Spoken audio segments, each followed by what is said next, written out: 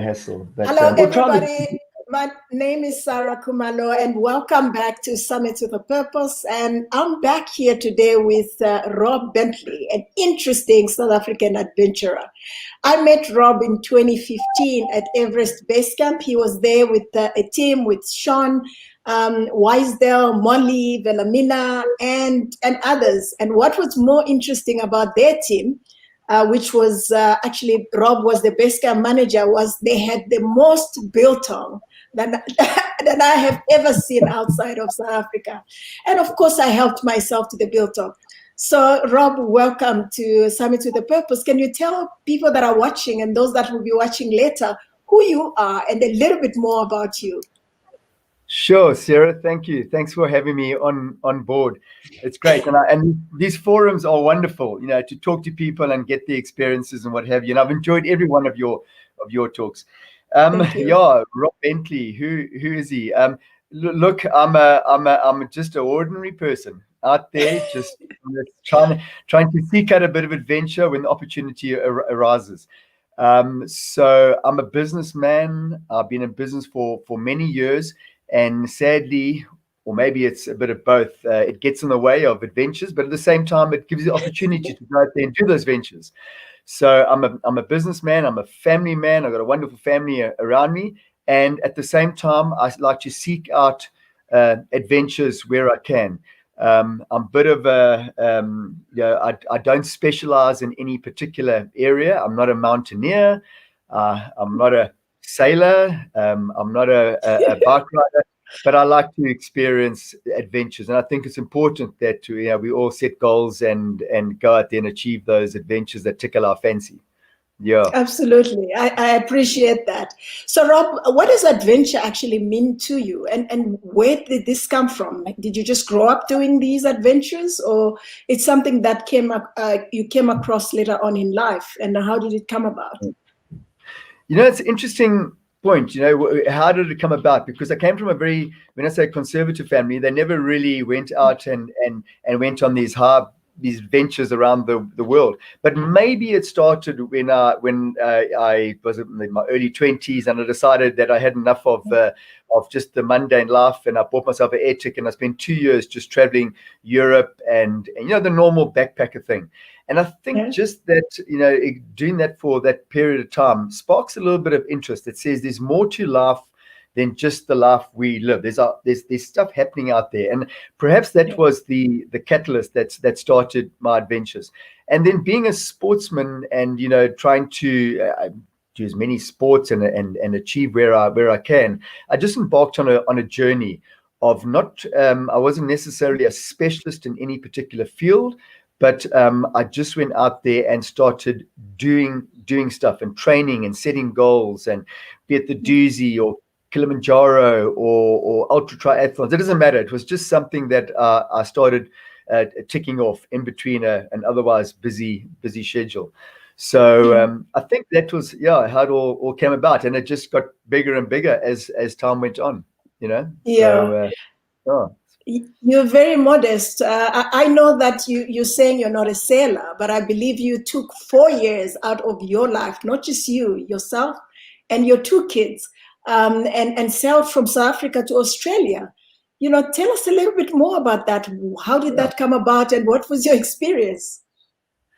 Yeah, it was an interesting one. I'd been in business for 10 odd years, and it just comes a time where you need a change. And as we all know, guys in business, it can be quite stressful and what have you. And we used to sit down at the yacht club, myself and my wife, have a beer, and I looked down on the yachts and I said, you know what? I want to do that. I want to buy a yacht and I want to go sail up into the sunset. And she sort of laughed me off, what have you. But the opportunity came up, and I sold my business and we bought a yacht. And the plan was to just really take a 6 to 9 month sabbatical, because I wasn't a full-time sailor by no means. So I had to get my skipper's ticket, and I had to learn the ropes and what have you. And I said to my wife, let's just take a 6 to 9 month sabbatical and go and visit the east coast of Africa, Madagascar, Tanzania, Kenya. And that was the initial plan.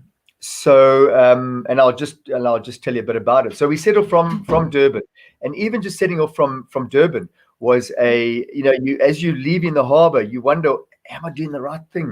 I've got my kids on board. I'm leaving my home, my comforts and everything, and I'm going across this crazy ocean. What am I doing?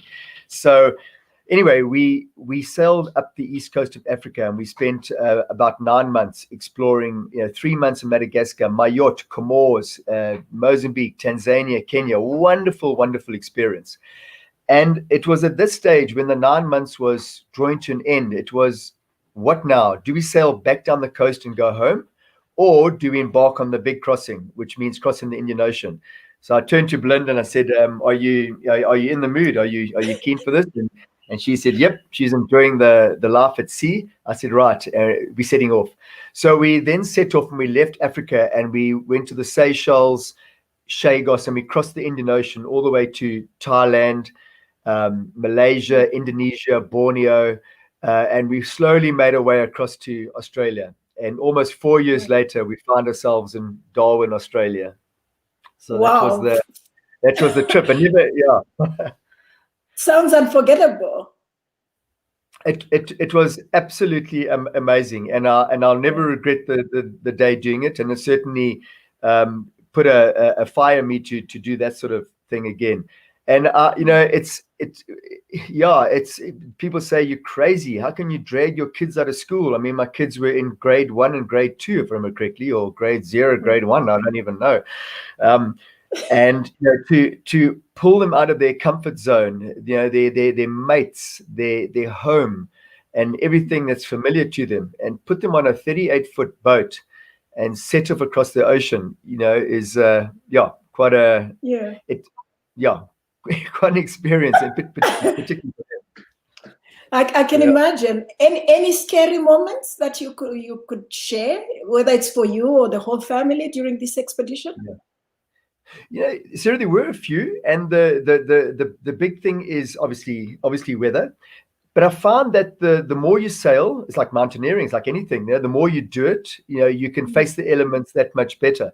So when we set out from Durban, we were hit by some vicious storms going up the coast, really bad, scary. And when you're out there, you've got no one to turn to. You can't put your hand in the air and call a tow truck or call anyone. You are out there alone, and you have to deal with what's being thrown at you.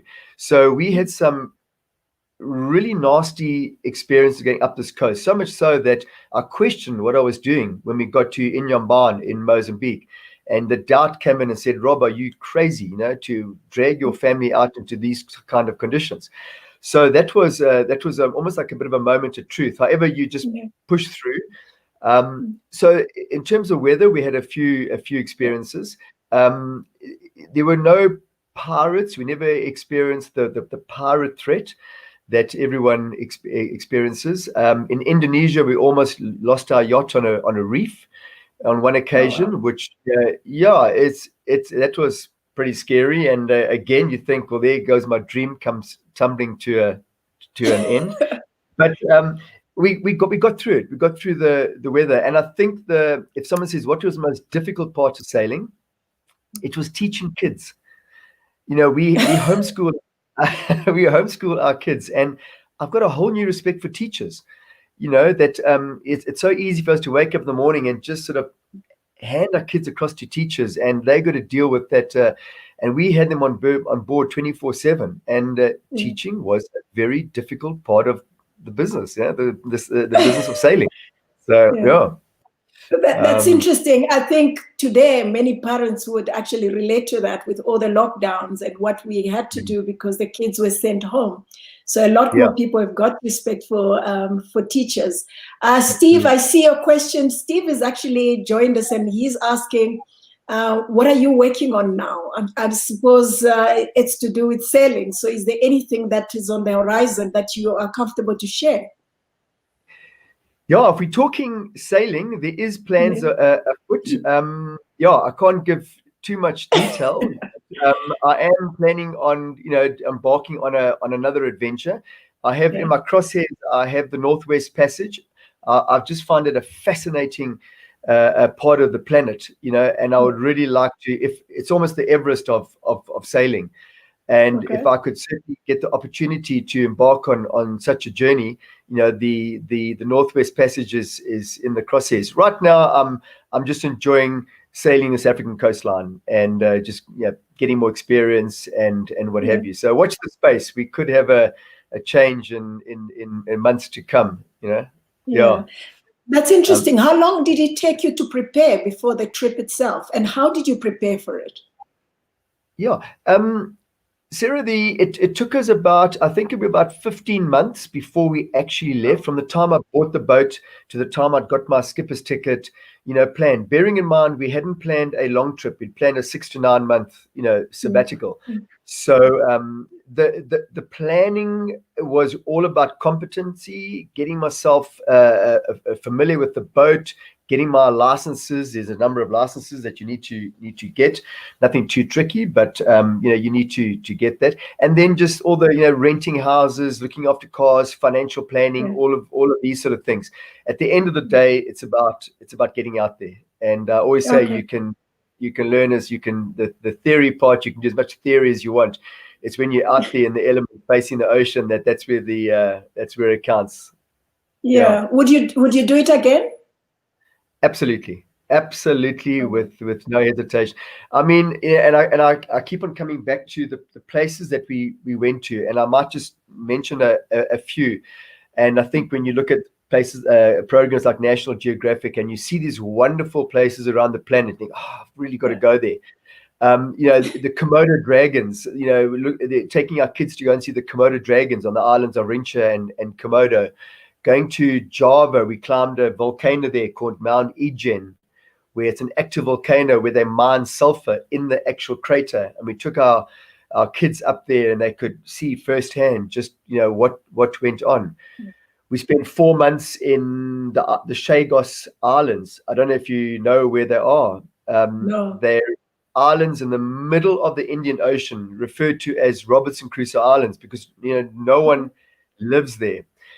So the only way to get there is by sailing boat. And when you're there, you have to be completely self-sufficient. There's no shops, no people, nothing. This is Robinson Crusoe existence. And we spent 4 months, almost 4 months on these islands, baking bread. I fished all day, diving.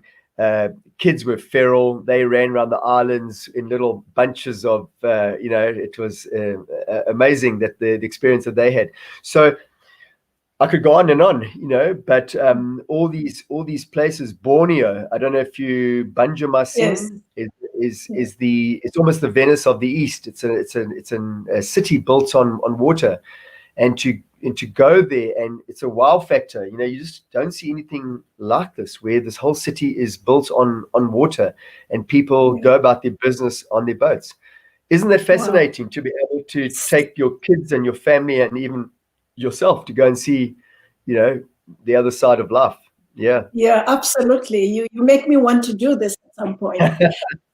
So moving from sailing, and I see you at Everest Base Camp 2015.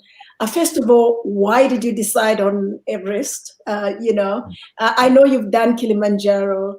How did you end up on Everest, and what was your experience? What are the things you expected? What are the things that you didn't expect, and what did you learn from your experience? Yeah. Okay. Well, I think, like any person who's keen for a bit of adventure, certainly Everest is always on the crosshairs, and we want to go and experience it. Unfortunately, I just didn't have the resources, and it's a responsibility, let's be honest, to climb a mountain like Everest, and you really got to be mentally and physically prepared. It's like the comrades, you don't just go out, decide today you're going to run it and go and do it tomorrow. There's a whole build up and what have you. I just didn't have the time. So I got hold of my good mate, Sean Wisedale. And I said, Sean, I really like to join the team to Everest. He told me he was on his way. And I gave him my so-called list of expertise, which really weren't that great. And I said, I do know a bit about logistics. And he said, Rob, where can you come along as our base camp manager, just assist with the pre-logistics and obviously the logistics at base camp and the communications on the mountain. And that tickled my fancy. It gave me the opportunity to experience Everest, the people, what goes down at a place like base camp during the climbing season in particular.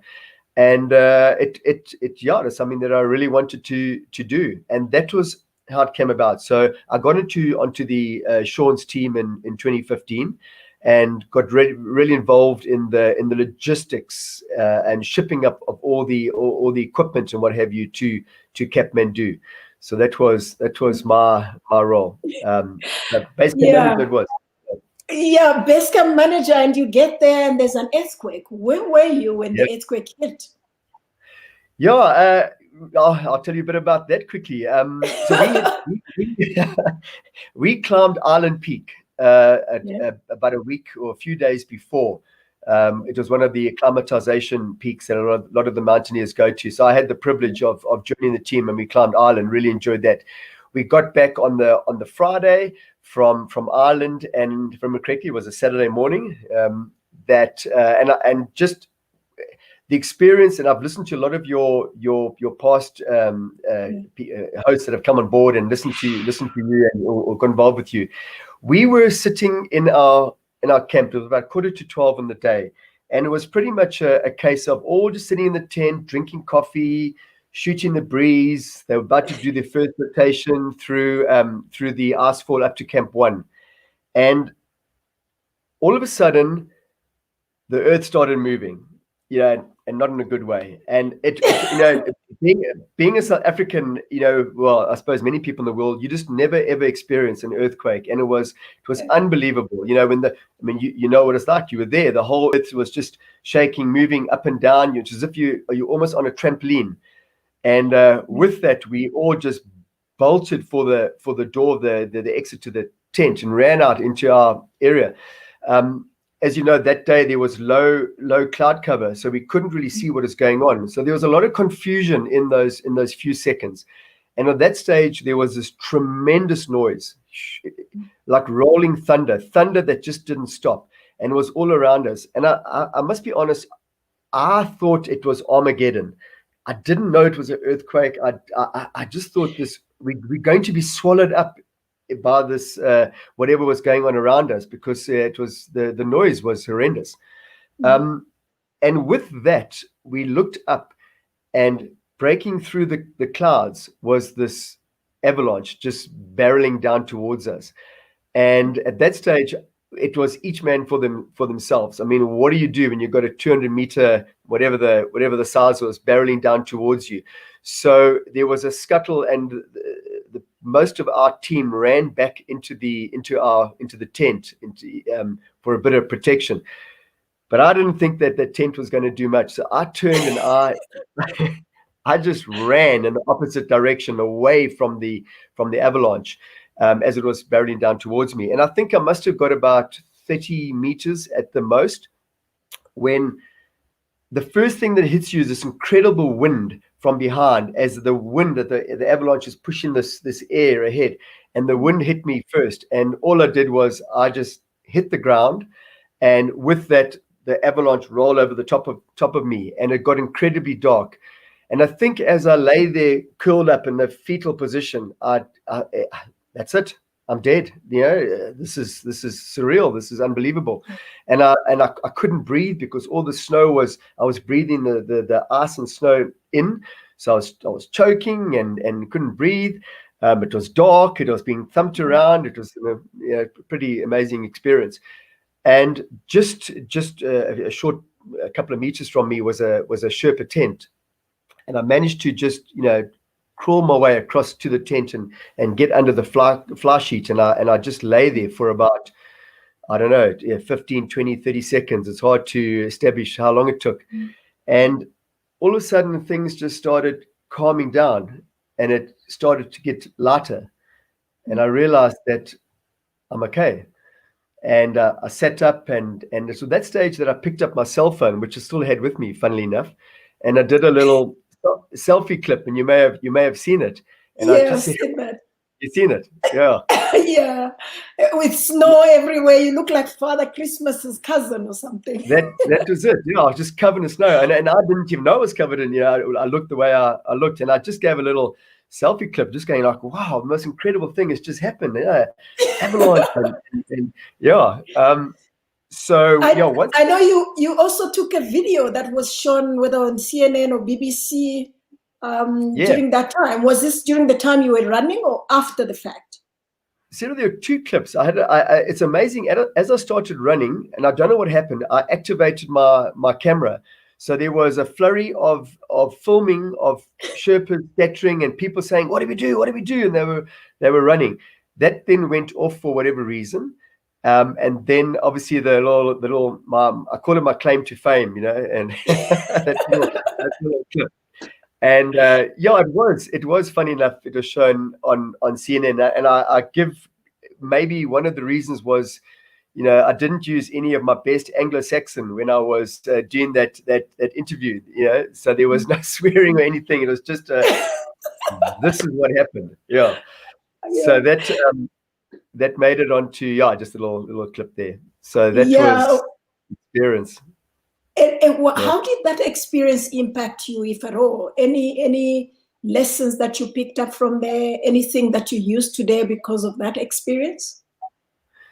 Look, I think so. If I go back a bit and post the avalanche, and I'm talking half an hour afterwards, we were okay. Our team was all right, and you think, all right, well, everyone's all right. And I turned to Sean and I said, Sean, that's crazy, man. We must go and see what happened in the rest of base camp, because at this stage we thought it was all okay. It was just a brush. When I walked up from our camp, almost heading towards where you guys were, and we looked down onto the rest of base camp, and my jaw just dropped, and there were people lying everywhere. There were people helping each other along, and tents were flattened. And all of a sudden, I think the realization that there was more to this event than just the dusting that we got. And I went down and I started walking through the rest of base camp, and then the true destruction of what happened came out. And I think it'll have a profound effect on anyone, perhaps for the rest of their lives. A lot of the at this stage, a lot of the team started leaving. Others just remained in their tent, just trying to absorb what had gone down. And I got quite involved in assisting the injured. So we went into the center of base camp, which looked like a airplane wreck, and started helping the injured, the people who were lying around and being hit by rocks, loading them onto stretchers, and then taking them down to your camp, which was a temporary hospital site, and just looking after those injured. And I think maybe, I don't know if it's part of a healing process, but certainly it was something that I wanted to do just to help out. And so for the rest of the day and into that evening, I spent a lot of time just with the injured, helping the injured back to the hospital tent. So that was the rest of my day. I think post that, I've got a lot of comfort, if you want to call it that, out of public speaking. It is a way of perhaps, if you want to call it, healing, and just sharing the experience. And I got very involved in that, and I think that's a good way of perhaps offloading a traumatic experience. Okay. I think, so, I agree. I know after the earthquake and everything had subsided and we had established what had happened, you guys moved on to further down to Namche and tried to go back. What was the thinking there, and what ended up happening? Because you went back to Everest Base Camp after everybody else had left.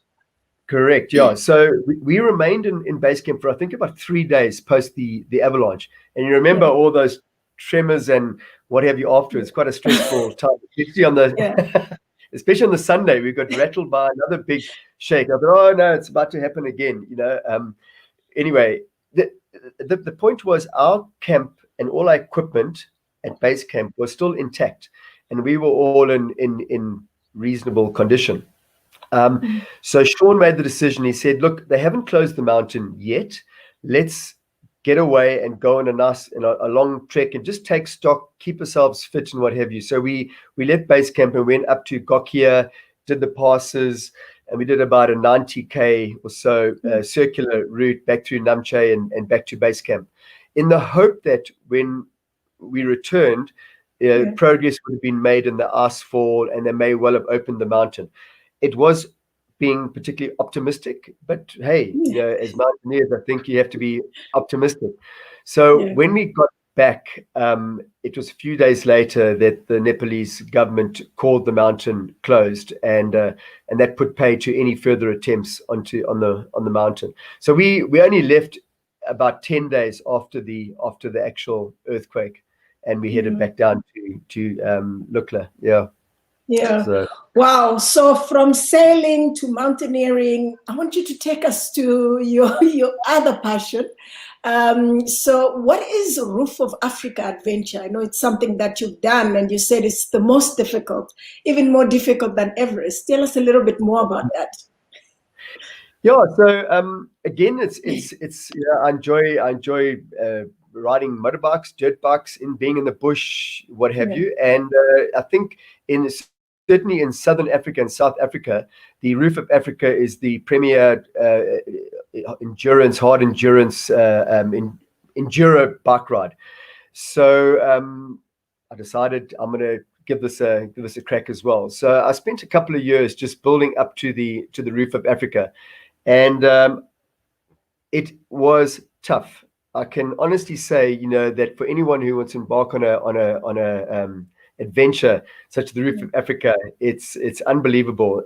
So yeah, from a physical point of view, it perhaps was the toughest event that I've done. Maybe it's my age starting to tell, but it was extremely demanding. 3 days of intense riding in Lesotho, across in the top of Lesotho. So again, altitude, and man, I came in on the second day, and I think I finished at about 7 o'clock at night. And by the time I got back to my camp, it was 11 o'clock at night, and I still had to prepare myself for the next day. And I'd phoned my wife, and I said, "GP," I said, "I've just had a shocker of a day. I mean, I could hardly. I was cramped in every bloody muscle in my body." And I said, I don't know, man. If I'm going to wake up tomorrow morning 4 o'clock, and I got to be back on the saddle and out there.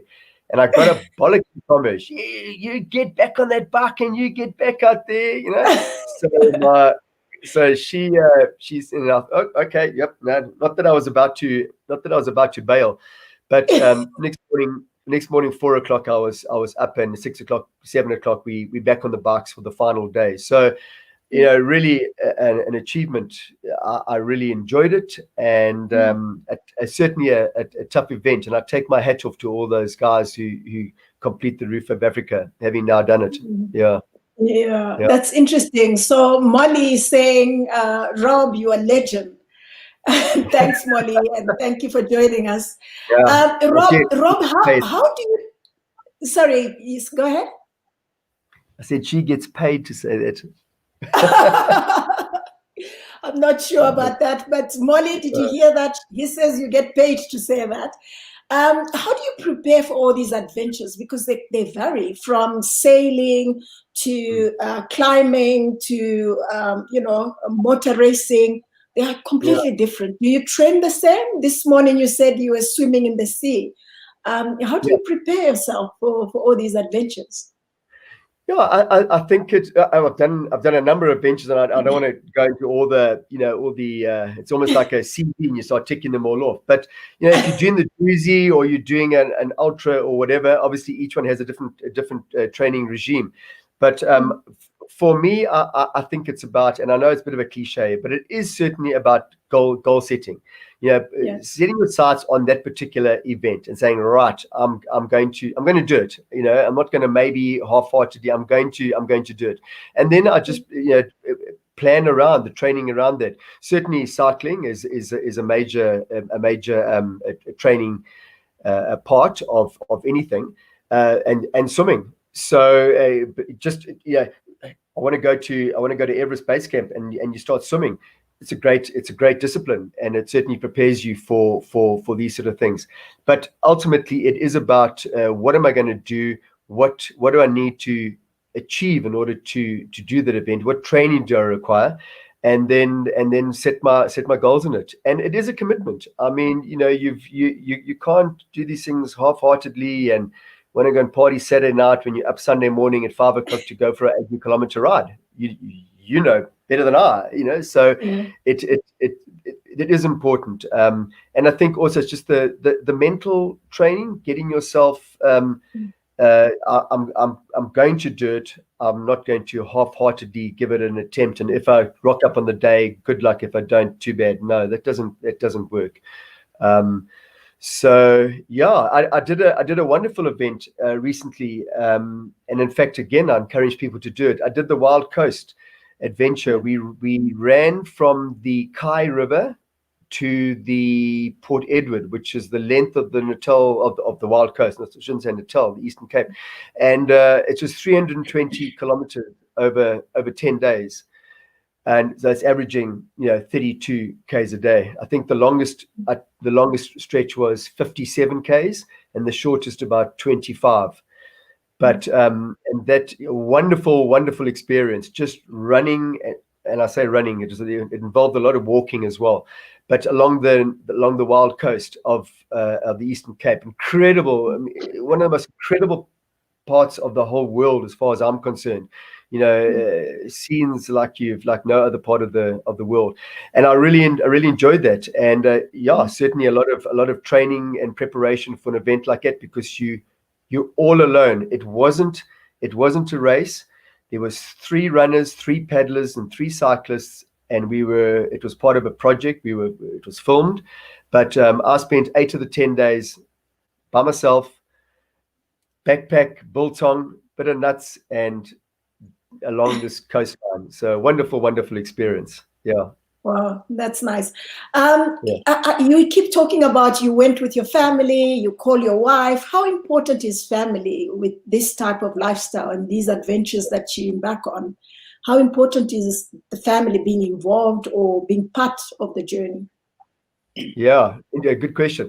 I mean, the first thing is, to have the support of your wife or girlfriend or other is absolutely critical in achieving what you want to achieve. I think if I go to sailing, we've heard war stories of guys wanting to embark on their own selfish journey across the ocean, and they drag their wife along, only to find 4 months later she has bailed and all of a sudden, you either haven't got a wife or you haven't got a boat, and you have a decision.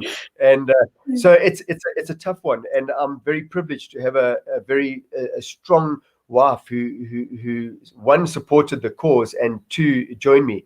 And I think for any wife to sail 25,000 miles or whatever it was across the oceans and do that sort of journey and adventure is I take my hat off to her. I think she's a very brave person. So to have the support of your family is critical. Absolutely, it can lead to a lot of stress. Yeah, interesting. Sean, how has sorry, I just called you Sean. Rob, how has COVID-19 affected your plans, whether it's business or adventure? It's affected many people in different ways. How has it affected you, and how are you coping with that? Absolutely.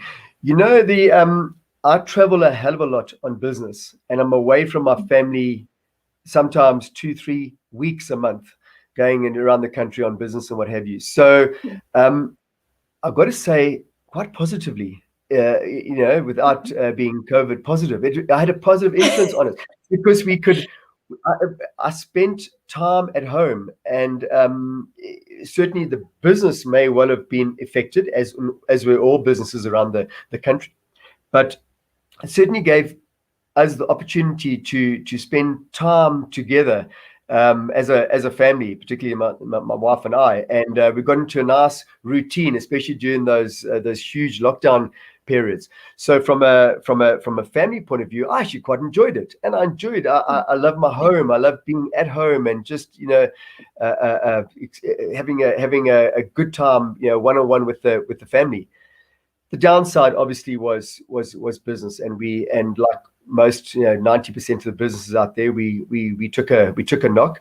But as a good work colleague of mine said, if you are able to pay your wages, pay your rent, and at the end of the month put a beer or two on the table, you have survived and done well during COVID.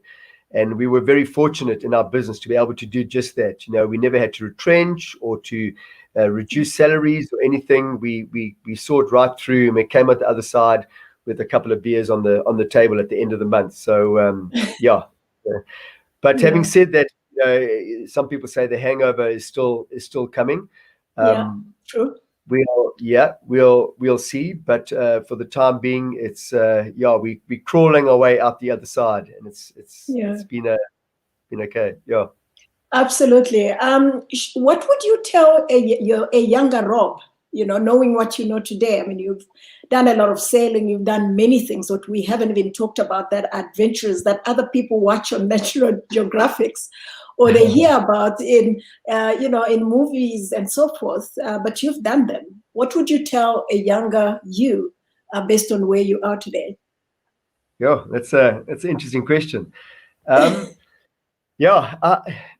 would I tell? I think the one thing I would say is the old Nike advert, just do it. I just think too many of us make excuses. I can't do it for this reason, financial or this or that. That's the first thing. You make excuses not to do something as opposed to setting targets and just doing it. The second thing is the threat of I've got to get an education, I've got to get a job, and there's certain society dictates, and you've got the social matrix that you've got to conform to. So the second thing I would say is don't do it. Seek out your own destiny, and it's not all about satisfying the social matrix in which we all work at the moment. Get out there and do it. So that's if I look back, I would want to perhaps started a bit younger, although I started pretty young, and set your sights and go and do it. I think that's the primary reason. And I think also don't undervalue your own ability. Some people say, "Oh, I can't do that." I often speak to people right now, base camp. "Oh, I couldn't walk to base camp. It's 5,500 meters, whatever." Nonsense. You can do it. Kili or this or that. And I take my hat off to those individuals that just say, "I'm going to do it," and they go out there and do it. So that may well be the primary message I'd have for the younger Rob. Yeah. Wow. Thank you. So when you look at sailing and you on Everest and you on a motorbike, if you were to pick one, which one would you go with and why? Gee, you got some difficult questions there, Sarah. Yeah. It should be easy, right? I totally behave. The thing is, all three involve nature, and for me, I just love nature. So when I walk in the mountains, it's just a moment. I spend too much time, I might even say, in the Natal Drakensberg hiking, up into the mountains, staying in caves and what have you. And for me, that is my go-to place. It's my special place. So if I had between the three, and I don't want to prioritize them in any way, I certainly do. I certainly do enjoy the mountains, but sailing is a close second, and then perhaps thirdly the motorbike. Yeah. So wow. Hope that. All right. I know you've talked a little bit of what you've alluded to what you'll be doing next. You want to elaborate a little bit more on that so that those that are following can still follow you. And also, when you do these adventures, do you have a Facebook page where people can follow what you're doing, they can learn from you, or just keep in touch? Yeah. Funny enough, right now we're busy planning that. We've got Facebook pages and Insta that for the next big adventure, which as I said, I don't want to elaborate on, but certainly me and you'll be talking in the not too distant future on what we're planning there. But Sarah, I think for me now, I've done quite a bit in terms of experiences and what have you. Certainly not over yet, but maybe it is a time it's the old give back. And because I spend a lot of time surrounded by nature, I look at our planet and I just think we're in trouble. And it almost saddens me to say that. I think we've got a complete disconnect from nature. The avatar of everything being interconnected in some way, and I just think humans are disconnecting, and we've got almost a disrespect for Mother Nature, and it saddens me that this is happening. And I think I don't know if we've gone past the point of no return. I like to think not, but if you had to ask me, where to from here, it would be a time to perhaps give back, get involved in an organization that protects our oceans, protects our mountains, because it's something that I'm close to, and try and reconnect, try and join the dots between the humans and nature, which I think we have seriously lost. So, That's interesting. Absolutely. I'll be personally following you. I know when you did the sailing, your kids were too small. They're now in the teens. I think one just turned 21. Do you see them coming with you again? I think we've given them a taste of what it's like to live on the ocean. You know what kids are like these days, and I was one of them. We all were. We follow our own destiny, and they're going down their own path. But no doubt that with the taste they got of what they had in their younger days, they'll no doubt at some stage gravitate back to that. And if it happens, wonderful. If it doesn't, I just encourage them to seek out their own destiny in life. And I think I did mention, and I got to tell that funny story, because it does involve, you think you take kids on this adventure, and the places that they've been to and the sights that they've seen. A handful, a fraction of kids around the world experience what our kids experienced.